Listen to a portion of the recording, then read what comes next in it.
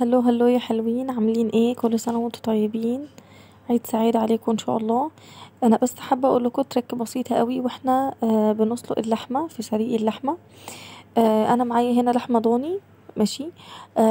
بصوا، في تريك بسيطه كده بتخلي ملمس اللحمه احسن، وبتخلي سواها يعني احسن بكتير. من جوه بتبقى طريه وجوسي كده وما بتنشفش معانا. دي حله استانلس عادية عندي، ماشي، سخنة جدا جدا جدا. بنزل فيها اللحمة على طول تتشوح الأول من غير أي تفاصيل في الأول. يعني مش بحط الشوربة وبعدين بحط فيها اللحمة، لا، تشويحة اللحمة بتفرق كتير كتير في التيست بتاع اللحمة وفي سوى اللحمة وفي أنسجة اللحمة أصلا، فبتبقى ألطف كتير. أنا مش حاطة أي مادة دهنية في الأول لأن هي لحمة ضاني بتبقى أصلا فيها نسبة دهون.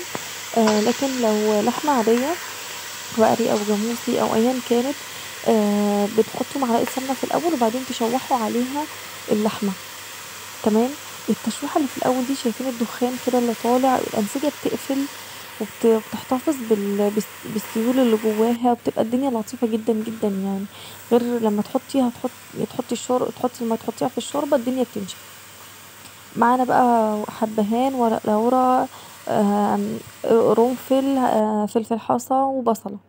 اوكي، بعد لما اللحمه تتشوح الناحيه دي بنقلبها الناحيه التانية. بصوا ابتدت تاخد اللون ازاي، لون خفيف قوي. انا مش بحمرها، انا بشوحها يعني، بس تغير لونها بس كده اهو.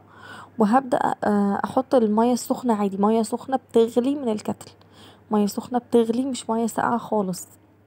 تمام. التشويحة دي بتفرق كتير كتير كتير في السوا وفي طعم اللحمة واللحمة ازاي بتبقى طرية وانسجتها بجد بتبقى حلوة جدا. وتاكلوها ان شاء الله بألف هنا. غير خالص لما نحطها في الشوربة على طول. التشويحة اللحمة بتفرق جدا جدا جدا. لو لحمة عادية حمرا بتحط لها معلقة سمنة وتشوحي فيها. اما لو لحمة ضاني مثلا، او انتوا تحبوش الدهون كتير في الشوربة، بتحطيها عادي تتشوح لوحدها، مفيش اي مشكلة خالص خالص خالص. وبعدين تحطي عليها المية السخنة اللي بتغلي، فتدي الطعم بقى والريحة بتاعت اللحمة حلوة جدا. اهو نزلت لها مية مغلية خالص من الكتل، مية مغلية خالص. وبعد كده لو في ريم او اي حاجة بتشيليها، هو كده كده التشويح بيبطلها وبألف هنا.